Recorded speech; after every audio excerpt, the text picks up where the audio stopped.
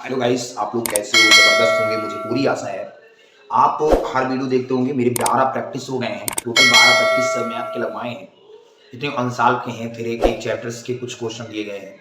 तो आज इसी चैप्टर से मैं ऊंचाई और दूरी से क्वेश्चन मैं बना रहा हूँ, और ऊंचाई दूरी से क्वेश्चन आपके पेपर में आएंगे और जबरदस्त टेग्नामेंट्री आप लोग जबरदस्त तैयार कर लो। ऊंचाई और दूरी से क्वेश्चन जितने भी फंस रहे हैं, मैं टोटल आपको लगवाऊंगा आज, और इससे बाहर नहीं आने वाले पेपर में। बस मेरी वीडियो को हर चीज देखते रहें आप लोग, और मेरे चैनल को सब्सक्राइब करते रहें। ठीक है, नोट कर लेंगे, एक एक क्वेश्चन नोट करेंगे। देखो, ये क्वेश्चन है, किसी ऊर्ध्वाधर स्तंभ के बाद बिंदु से 60 मीटर की दूरी पर क्षैतिज तल पर स्थित एक बिंदु पर उसके शीर्ष का उन्नयन कोण 30 डिग्री है, तो स्तंभ की ऊंचाई ज्ञात कीजिए। बेटा, उन्नयन कोण जो होता है वो नीचे से ऊपर होता है, और जो अवनमन कोण होता है वो ऊपर से नीचे होता है। Angle of elevation, angle of depression. ठीक है, तो सबसे पहली बात एंगल ऑफ एलिवेशन है। तो सबसे पहली बात मैं कह सकता हूं, एक छोटा प्यारा सेंटेंस है और एक क्वेश्चन है। एक छोटा मतलब कहने का पाद बिंदु, मतलब भुइया जो होता है ना, जमीन होता है, कितने मीटर की है बाबू? पाद बिंदु से, पाद मतलब भुइया, 60 मीटर की भाव, 60 मीटर की ये भुइया है। ठीक है, इसका आधार है दूरी पर स्थित क्षैतिज तल पर एक बिंदु से उसके शीर्ष का उन्नयन कोण।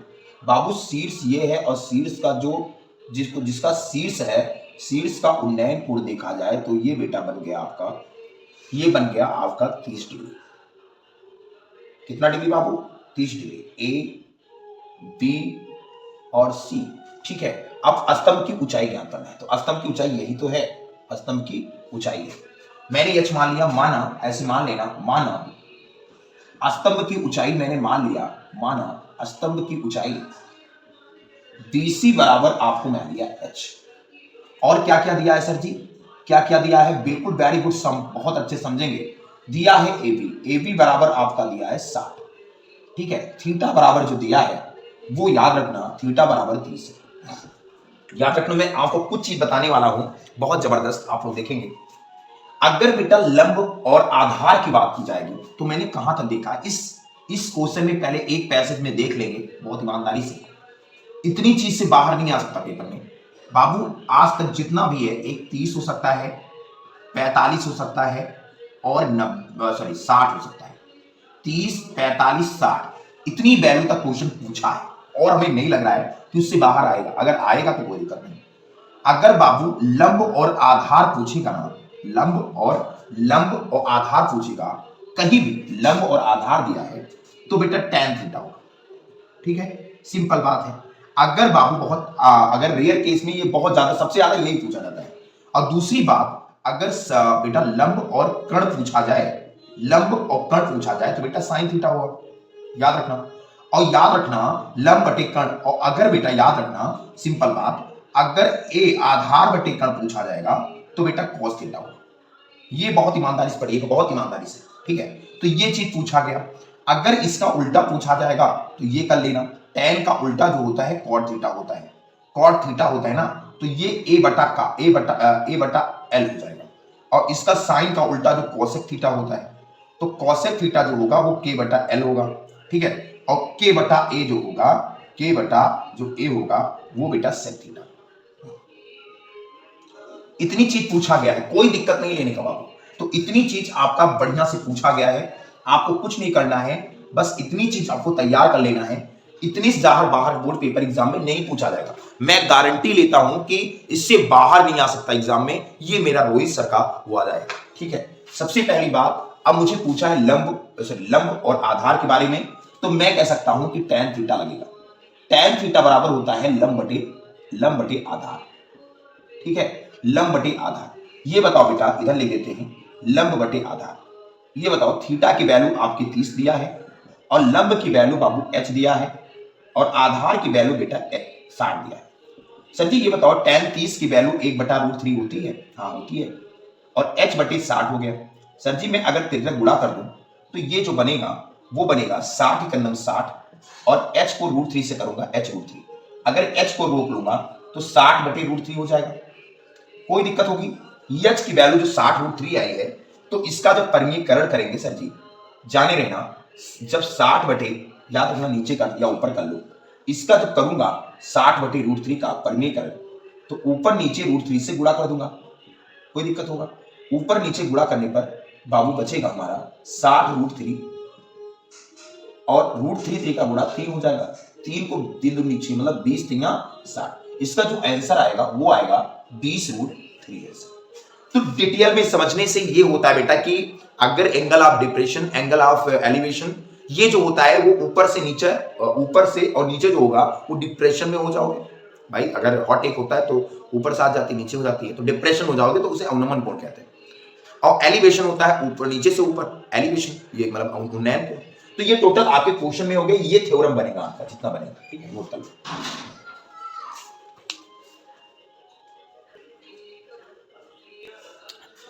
देखो कहीं भी अगर क्वेश्चन आपको दिख रहा है तो जबरदस्त आपका होगा। 1500 √3 किलोमीटर नियत ऊंचाई पर उड़ते हुए एक वायुयान, बिल्कुल सिंपल बात है, माइक स्टार्ट नहीं था। 1500 √3 किलोमीटर नियत ऊंचाई पर उड़ते हुए एक वायुयान बिंदु ए से उन्नयन कोण 60 डिग्री था। 15 सेकंड के बाद क्या हुआ, मतलब पश्चात क्या हुआ, उन्नयन कोण 30 डिग्री हो गया, हो जाता है। तो वायुयान की गति क्या है ये बताओ बेटा, कि अगर पहला एक क्वेश्चन बन रहा है, बिल्कुल सिंपल बात है, जो 1500 √3 किलोमीटर नियत ऊंचाई पर उड़ते हुए एक वायुयान का बिंदु ए से उन्नयन कोण 60 डिग्री था। बेटा उन्नयन कोण, उन्नयन मतलब होता है ऊपर से नीचे, नहीं नीचे से ऊपर, सॉरी, एलिवेशन, ये हो गया। अब ये बताओ, ये मिल गया बिल्कुल क्वेश्चन, कितने डिग्री का था भैया? ये बाबू आपका 60, उन्नयन कोण 60 डिग्री। फिर 15 सेकंड के बाद जो इसका हो जाता है, पहले एक क्वेश्चन और है। अब इसका जो बन गया ये वाला, बिल्कुल सिंपल बात है। अब ये जो बन रहा है बेटा, ये बन रहा है 30 डिग्री, और जो ये बन रहा है टोटल वाला, ये बन गया आपका 60 डिग्री। सिंपल बात है। आप देखो फिगर थोड़ा गलत बन गया, सॉरी उल्टा सीधा बन गया, कोई दिक्कत नहीं, इसमें मैं जितना है उतना देखेंगे। तो बेटा ये सिंपल बात वायुयान आप बना दोगे। इसकी ऊंचाई जो दिया है बेटा वो 1500 √3, 1500 √3, ठीक है, 1500 √3 है भैया, बिल्कुल सिंपल बात याद रखना, 1500 √3। इसको ए मान लो, इसको बी मान लो, इसको सी मान लो, इसको डी मान लो, और इसको ई मान लो। अब याद रखना, तो वायुयान की गति ज्ञात करना है। अगर एक्स ये है तो वाई ये मान लो, सिंपल बात है ना, बिल्कुल सिंपल बात है। अगर एक्स ये है, अगर ये टोटल एक्स है, सॉरी ये एक्स है, तो ये भी एक्स होगा। अच्छा ये बताओ बेटा, सबसे पहली बात कौन कौन से कोण बनते हैं? अगर देखा जाए इनका टोटल बन रहा है, तो मैं कह सकता हूं कि DEC के अगर देखा जाएगा, DEC से जो कोण बन रहा है वो थीटा इक्वल टू कितना बन रहा है बेटा? थीटा बराबर आपका बन रहा है 60 डिग्री, बिल्कुल सिंपल बात है। तो मैं कह सकता हूं कि इसमें लंब, और ये कितना होगा बाबू? ये भी 1500 √3 हो जाएगा। जब ये बराबर है तो इधर लिख दो थोड़ा, तो ये भी 1500 √3 हो जाएगा। कोई दिक्कत होगी? नहीं होगी ना। तो बाबू लंब और आधार की बात किया गया है, तो tan थीटा होगा। tan थीटा बराबर लंब बटे आधार होता है ना, लंब बटे आधार होता है। लंब कितना दिया है बेटा? थीटा के ये तो 90 डिग्री होगा, ये लंब हो जाएगा 1500 √3, और आधार आपका y है, बिल्कुल सिंपल बात है। लेकिन एक चीज और दिया है, थीटा की वैल्यू 60 दिया है, बराबर 1500 √3 बटे y की वैल्यू कुछ है नहीं है, tan 60 की वैल्यू √3, तो 1500 √3 और बटे y। अगर मैं डायरेक्ट मल्टीपल्स कर दूं इनका, तो बिल्कुल आपका बन जाएगा। अगर देखो तो अगर बराबर से बराबर भी कर सकता है, कोई दिक्कत नहीं होगी। बराबर से तिलक ना करो तो कोई दिक्कत नहीं, √3 से √3 कट जाएगा। y बराबर जो आएगा वो आएगा 1500। y बराबर कितना आएगा बेटा? 1500 आएगा। अब y की वैल्यू जो 1500 आई है, अब अगर मैं टोटल पोर्शन लूं, मतलब टोटल पोर्शन लूं, तो अगर टोटल लूंगा तो y 1500, तो अगर ये टोटल बन रहा है तो यही तो बन रहा है। अगर टोटल बन रहा है तो y प्लस एक्स बन रहा है, इसका मतलब 1500 प्लस एक्स बनेगा, कोई दिक्कत नहीं इसमें ना। अच्छा बेटा अब सिंपल बात ये बताओ, अगर इधर आ जाए क्वेश्चन तो कोई दिक्कत होगी? नहीं होगी ना, दिख रहा है ना। तो बिल्कुल सिंपल बात, अब लूंगा क्वेश्चन BCA, है ना, क्या लूंगा? इधर देखो, BCA से थीटा इक्वल टू 30 डिग्री, है ना। अब इसमें लंब और आधार की बात की गई है ना, तो सबसे पहली बात मैं कर दूंगा tan थीटा। tan थीटा बराबर भैया लंब बटे आधार होता है।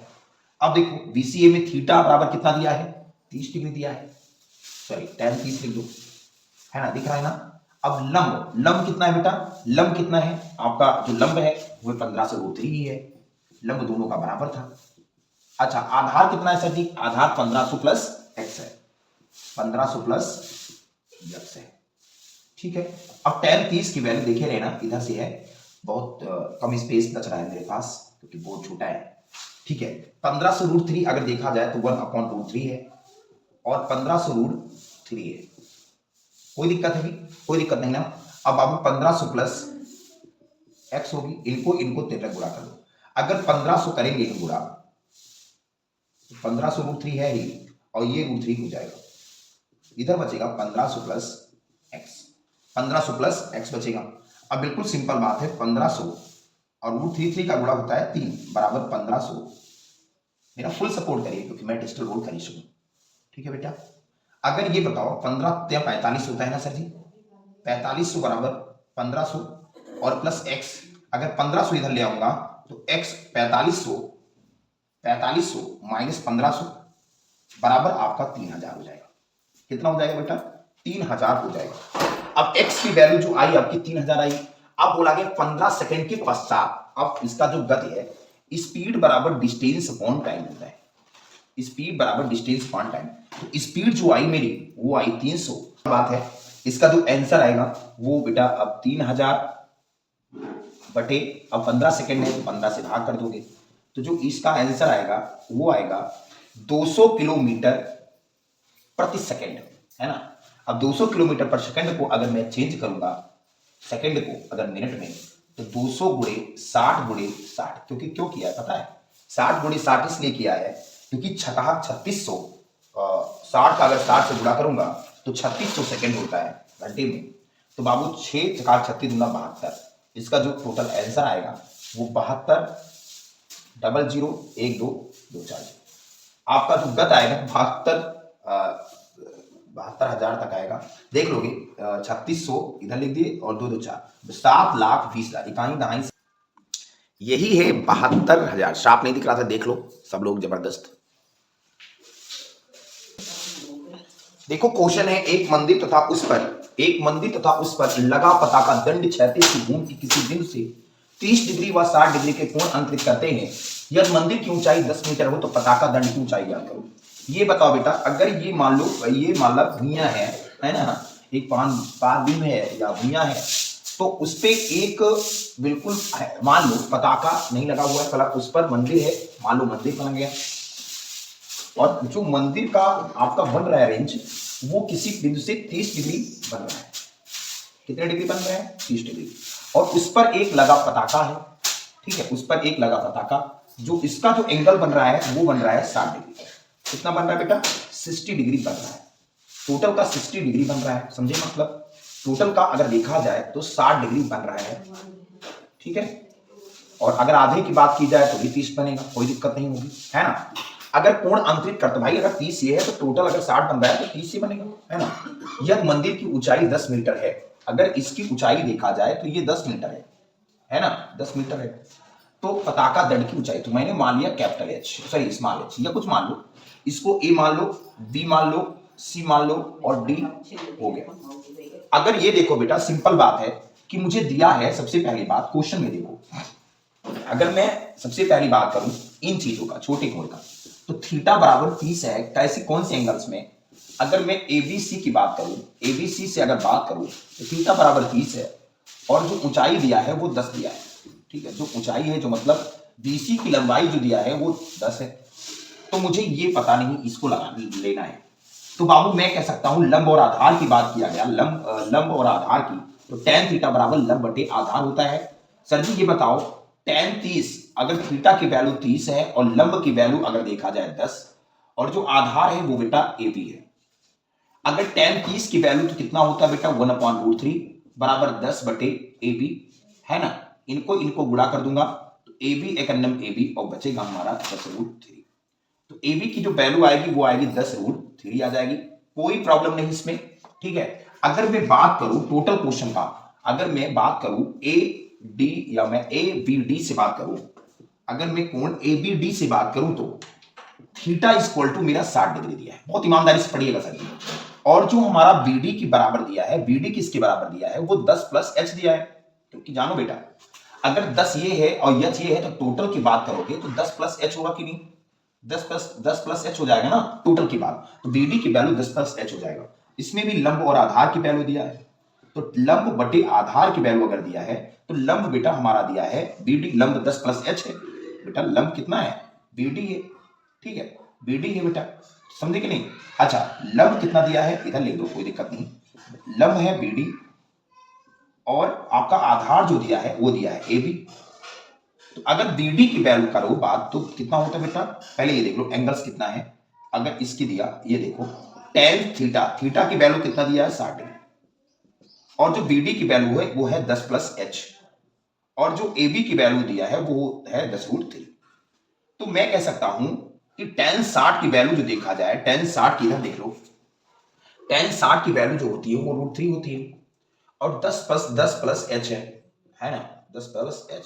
लो इधर मान लेना सर जी, थोड़ा बड़ा कर लेना, माना पताका दंड की ऊंचाई, पताका दंड की ऊंचाई मैंने मान लिया एच, सॉरी इसके लिए नहीं माना था, तो आप लोग देख लो बेसिक लगाना है थोड़ा। तो बाबू इसका जो हो जाएगा वो हो जाएगा 10√3। अगर मैं तिर्यक मल्टीपल्स कर दूं तो √3 मल्टीपल 10√3 हो जाएगा, बराबर 10 प्लस एच हो जाएगा।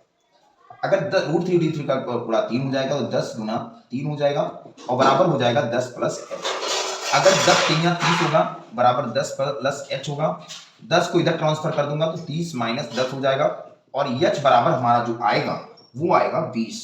तो एच बराबर जो इसकी पताका की ऊंचाई होगी वो 20 होगी, एस की जो ऊंचाई होगी वो 20 होगी, तो मतलब टोटल अगर ऊंचाई की बात करो तो 20 और 10 30 होगी, ठीक है, समझ में आना भैया। तो बिल्कुल सिंपल बात आपको याद रखना कि पताका की अगर ऊंचाई पूछा गया है, पताका दंड की ऊंचाई, तो एच बराबर 20 होगा।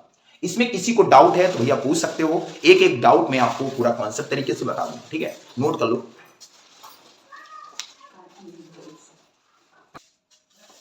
देखो सिंपल बात है भाई, इसमें कुछ नहीं करने का, बोला गया सूर्य का उन्नयन कोण उस स्थिति में ज्ञात कीजिए, उन्नयन कोण ज्ञात करना है, किसी ऊर्ध्वाधर की परछाई जो है उसकी लंबाई स्तंभ की ऊंचाई के बराबर है। बेटा ये आपका सबसे पहली बात, माना उन्नयन कोण मैंने मान लिया, उन्नयन कोण मैंने मान लिया अल्फा, ठीक है, बिल्कुल सिंपल बात है, अल्फा है। अगर ये बताओ किसी का जो बेटा एक मान लो एक उन्नयन कोण बना है, बिल्कुल सिंपल बात है, यहां ऐसे उन्नयन कोण बन गया ए और बी और सी, यहां मान लेते हैं सूरज है, यहां सूरज है, तो ऑब्वियसली आपकी परछाई यही दिखाई देगी भाई, परछाई इसकी यही होगी बेटा, यही परछाई होगी, बहुत ईमानदारी से पढ़िएगा, और जो ऊंचाई होगी वही होगी भैया, बिल्कुल सिंपल बात है, ऊंचाई जो होगी। लेकिन ये प्रश्न के अनुसार बोला गया, प्रश्नानुसार बोला गया भैया कि जो इसकी ए बी है, जो इसकी परछाई है, मतलब जो इसकी परछाई है ऊंचाई के बराबर है, मतलब ए बी जो है बीसी के बराबर है, मतलब ये चीज और ये चीज आपस में बराबर है, कोई दिक्कत नहीं। अगर मान लो एक्स ये है तो एक्स ये भी है, अगर मान लो एक्स ये है तो एक्स ये भी है, बिल्कुल सिंपल बात है। तो मुझे करना है लंब और आधार की बात किया गया, तो और उन्नयन कोण आपका मैंने अल्फा मान लिया, तो सर जी मैं कह सकता हूं कि tan अल्फा बराबर होता है लंब बटे आधार, लंब बटे क्या होता है बेटा आधार, तो tan अल्फा इक्वल टू लंब कितना दिया है x और आधार कितना दिया है x, ठीक है, तो x सेकंडम x कट गया, ये बताओ बेटा सिंपल बात है, tan अल्फा इक्वल टू 1 आ गया, tan अल्फा की वैल्यू अगर tan 45 की वैल्यू तो होती है, अगर tan से tan कैंसिल हो जाएगा तो अल्फा इक्वल टू कितना आएगा बेटा 45 डिग्री, तो अल्फा इक्वल टू जो आएगा वो आएगा 45 डिग्री, तो उन्नयन कोण कितना होगा 45 डिग्री। बहुत ऑब्वियसली जानेंगे, इसमें कुछ नहीं है यार, इसमें कुछ नहीं है बेटा, बस आपको मेहनत करनी है, मेहनत से बोर्ड एग्जाम को क्रैक करना है, ठीक है। आज मैं टोटल 5 क्वेश्चन कराऊंगा, 4 हो गया है और 5 कराऊंगा, और इससे ऊंचाई दूरी के और जितने बन रहे हैं मैं टोटल बताता हूं, ठीक है, नोट कर लेंगे। बिल्कुल है, नदी पर बना एक पुल है, नदी पर बना एक पुल है जो नदी के किनारे के साथ 45 डिग्री का कोण बनाता है, यदि पुल की लंबाई के अंदर दूसरे किनारे तक दूरी पर 150 मीटर तक तो नदी की ऊंचाई ज्ञात कीजिए। भैया ये बता लो, ये बेटा नदी है, बिल्कुल सिंपल बात है, ये नदी है, बिल्कुल इसमें पानी भरा हुआ है भैया, सबसे पहली बात पानी भरा हुआ है ना। आप क्या हो रहा है भैया, आप क्या बोल रहा है क्वेश्चन, बहुत ईमानदारी से पढ़िएगा। इसका जो एंगल बन रहा है वो 45 डिग्री बन रहा है, इसके कुल है भैया। और जो इसकी आपका जो ऊंचाई दिया है, मान लेते हैं एक्स है, मान ले भैया। अगर लंबाई है या पुल की लंबाई के अंदर दूसरे किनारे तक दूरी 150 मीटर, तो इसके दूसरे एक किनारे से दूसरे किनारे तक कितनी ऊंचाई है भैया, ये 150 मीटर की है। एक पुल की है और एक नदी वाला, तो इसको ए मान लो, इसको बी मान लो, इसको सी मान लो, ठीक है। 745 डिग्री कोण बनता है पुल की लंबाई के अंदर। तो नदी की ऊंचाई क्या है, तो भैया नदी की ऊंचाई मैंने एक्स माना।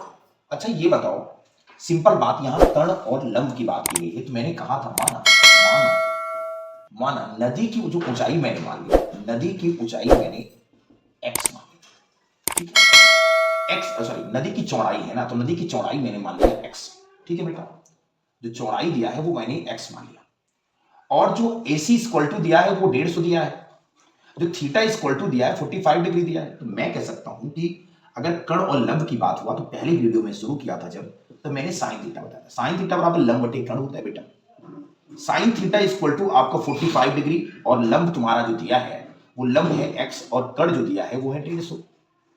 हम साइन 45 की वैल्यू 1/√2 होती, सब लोग जानते हो, तो x बटे 150, इनको तिरक उड़ा कर देंगे तो हो जाएगा x√2 बराबर आपका 150। सर जी x को रोक लूंगा तो 150 अपॉन क्या हो जाएगा √2। अब ऊपर नीचे अगर √2 से गुणा करूंगा, परमीकरण करूंगा, तो यही तो होगा।